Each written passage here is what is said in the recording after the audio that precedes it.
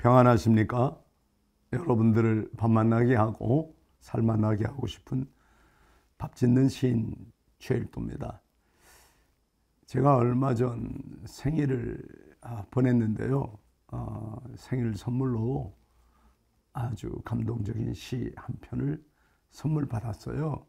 그 시를 낭독해 보겠습니다. 바람 앞에 선 나무, 두꺼운 손엔 굳은 살이 겹겹이 박혀 있었지. 말보다 손이 먼저였던 아빠. 푸근한 온기로 밥을 짓고 늦은 포옹으로 하루를 마무리하던 그때 나는 너무 늦게 알았어. 묵은 말들 뒤에 숨어있던 마음의 결, 가시처럼 들리던 잔소리 속에 미안함과 걱정이 가득했다는 걸. 그때는 왜 자꾸 멀리 돌아서야? 고생했다는 서툰 한마디가 사랑인 줄 알았을까? 아빠는 늘 같은 자리에서 조용히 등을 내주고 있었는데 나는 자꾸 그늘만 탓했네. 바람 앞에 선 나무처럼 거칠게 부딪히고도 쓰러지지 않는 사람. 비가 내려도 눈이 쌓여도 늘 땅속 깊숙이 뿌리를 내려두던 사람.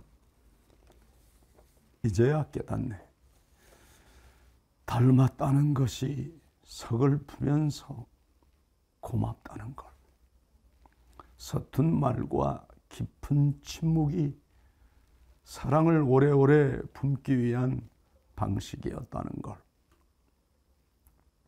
늦게 알아버린 미안함, 그래서 더 잘하고 싶은 마음이 자라나 아빠의 등에 기대던 그 온기, 이제는 내 손끝에서 또다시 싹트네. 누군가의 어깨를 토닥이고 말없이 밥 짓는 내 모습을 보며 문득 아빠의 그림자를 다정하게 떠올리네. 아, 사랑은 이렇게 이어지는구나. 크게 울리지 않아도 희미하게 숨쉬는 마음 하나로 세상을 견디게 하는 힘이 되어주니까. 네, 이 시는 저의 첫 번째 딸, 하나밖에 없는 손자 믿음이 엄마 가람이가 써준 편지예요. 이 편지 읽으면서 얼마나 많이 울었는지 모르겠어요. 그리고 그동안 딸이 저를 어떻게 생각하고 있었는지 깨닫는 순간 눈물이 끝없이 흘러내리더군요. 참 어려운 시간을 보낸 딸. 목사의 딸이라는 그 이유 하나만으로도 초등학생 때부터 내내 너무 많은 마음에 고통을 받았던 딸이에요. 그 아픔을, 그 상처를 이겨나가는 모습 참 대견하고, 또 이렇게 시로서 거듭나는 모습이 정말로 자랑스럽고 아름답기만 합니다. 여러분들은 최근 들어서 하나님께 어떤 마음과 또 뜻을 깨달은 적이 있는지 궁금한 마음이 있습니다. 제가 CBS TV 새롭게 핫소서를 그런대로 꽤 오랜 세월 진행했는데, 또 그것 말고도 거의 모든 기독교 TV 토크 방송 진행을 하게 되었거든요.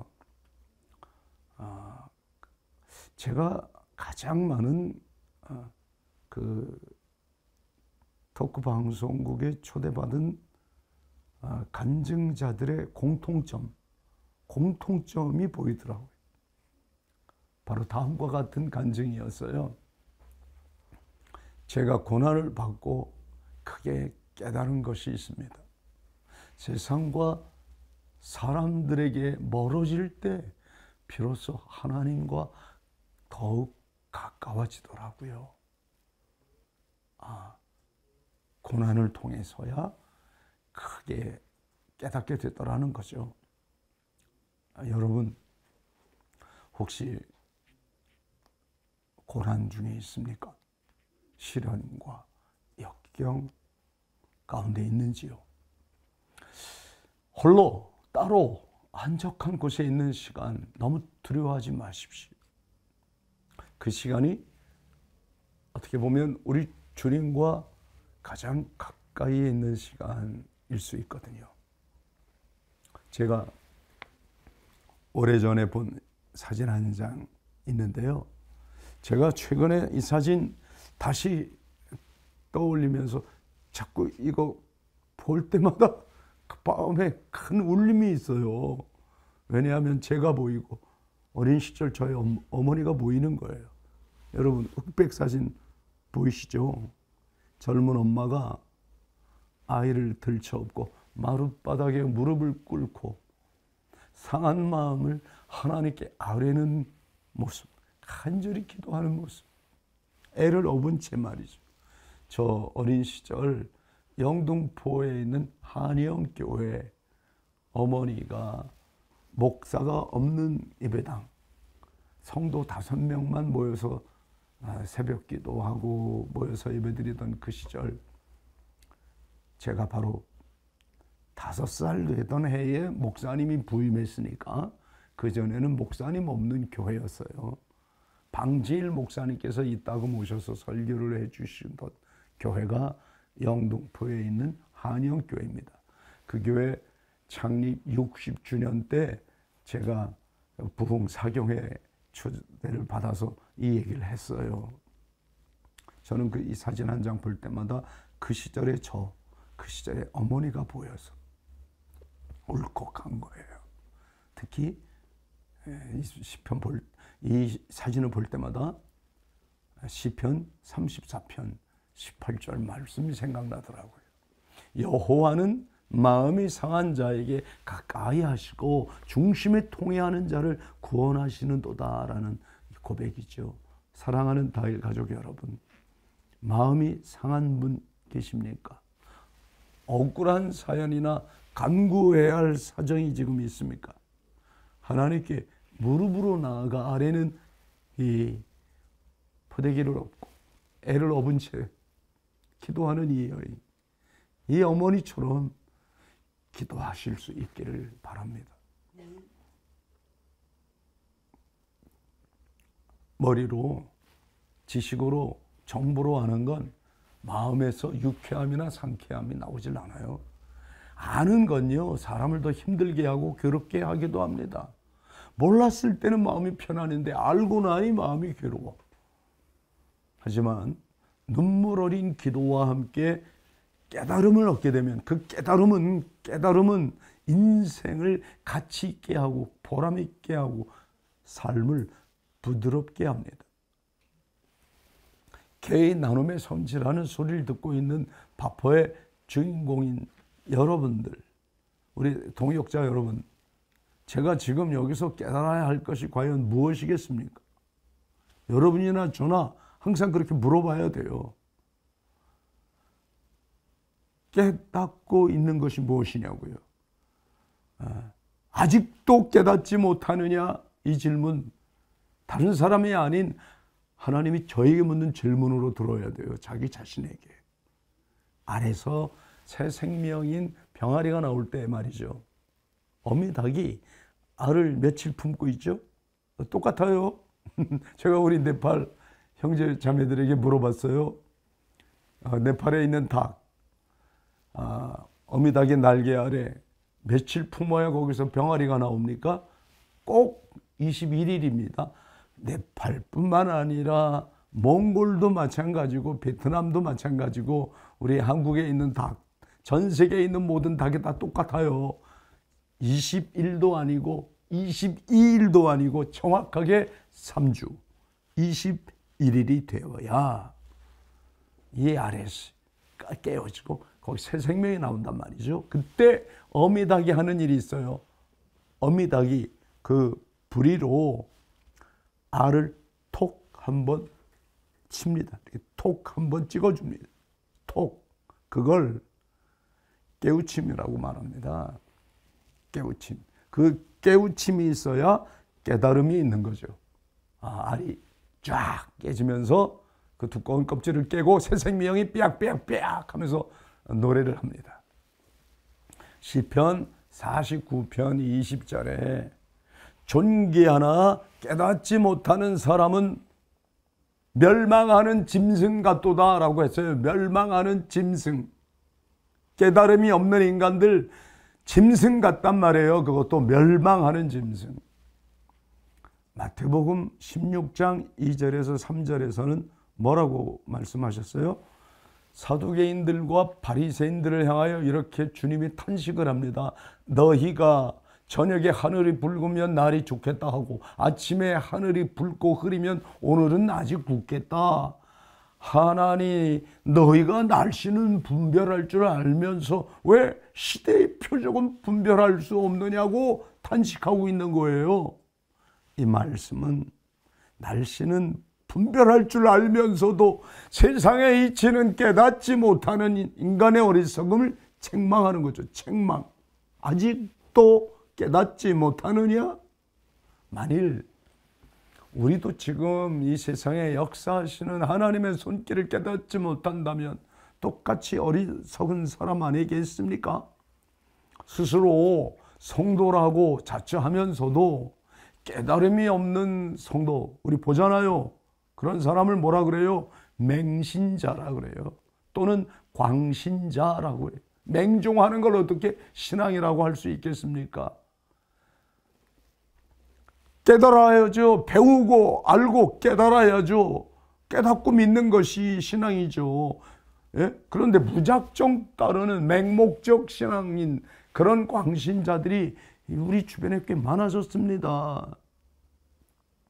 오늘 서신서 고린도전서죠. 고린도전서 2장 12절 13절 말씀을 보면 우리가 이 세상의 영을 받지 아니하고 오직 하나님의 영으로 하나님으로부터 온 영을 받았으니 이는 우리로 하여금 하나님께서 우리에게 은혜로 주신 것들을 알게 하려 함이라.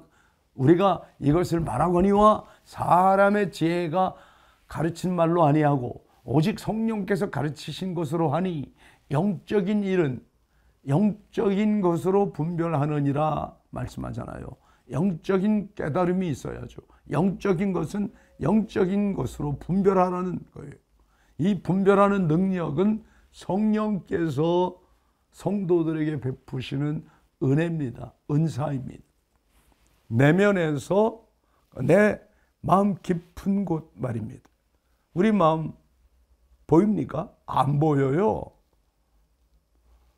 보이지 않으나 내 마음 깊은 곳에 만질 수 없는데 내 마음 깊은 곳에 그 마음 중심에 들려오는 하나님 음성이 있어야 한다 이 말입니다. 네. 그 마음을 성령 하나님께서 어루만지시는 성령의 터치를 느낄 때, 감지하고 포착할 때, 이루 말할 수 없는, 그건 인간의 언어로 설명할 수 없는 은혜죠. 여러분과 저에게는 이미 하나님께서 행하시는 매뉴얼, 설명서가 주어져 있잖아요. 성경 66권이지 않습니까? 성경 말씀. 이 성경 말씀을 통해 하나님께서 영원한 현재이신 하나님, Eternal Law이신 우리 하나님의 음성, 그 음성이 어디에 들립니까? 우리 마음 깊은 곳에, 우리 마음 속에 하나님 보아야 할 것 보게 해주시고 들어야 할 음성 듣게 해주시고 깨달아야 할 것 깨닫게 해주세요. 이런 마음을 가지고 말씀을 듣고 읽고 배워야 하지 않겠습니까? 그래야 깨닫는 성도들이 되겠죠. 이 깨닫는 대로 실천해가는 우리 모든 다일 가족 되기를 간절히 바랍니다. 하나님의 말씀 듣기를 사모하면서 자연 속에서 우리 하나님 깊이 만나고 또 깊은 침묵 속에서 주님 만나기를 여러분 소원하십시오. 하박국 2장 2절에서 4절 말씀을 제가 봉독해 보겠습니다.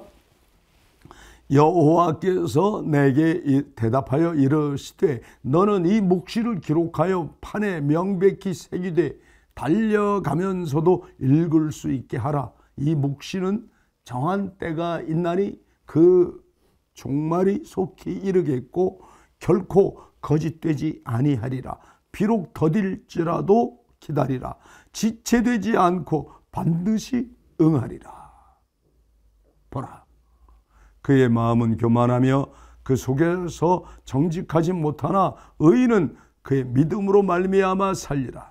의인은 오직 그의 무엇으로 말미암아 살려라 말씀하셨어요? 믿음으로. 지금 이 혼탁한 시대에 우리가 깨달아야 할 가장 시급한 것이 무엇입니까? 하나님께서 이 세상에 역사하시는 하나님의 섭리, 하나님 손길이에요. 하나님께서 역사하시는 손길은 하나님께서 주신 매뉴얼, 이 설명서, 신구약 말씀 안에 다 있잖아요. 이 말씀을 읽거나 말씀을 듣고 배우고 묵상할 때 우리가 깨닫지 못하던 것을 깨닫게 해주시는 분이 성령 하나님이시거든요.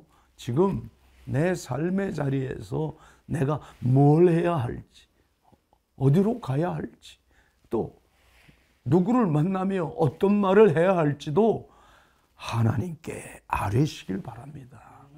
아이고, 그게 바른 믿음, 바른 삶이에요.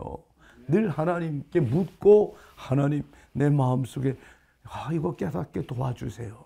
응? 오늘 예수 살기 특강 수요일 라이브는 여기까지 하려고 합니다. 오늘 길게 또 말씀드리는 것보다 오늘 이 정도로만 하고 다음 주에 다시 한번 여러분 말씀 들고 만나 뵙도록 하겠습니다. 여러분을 사랑합니다. 축복합니다. 샬롬, 샬롬.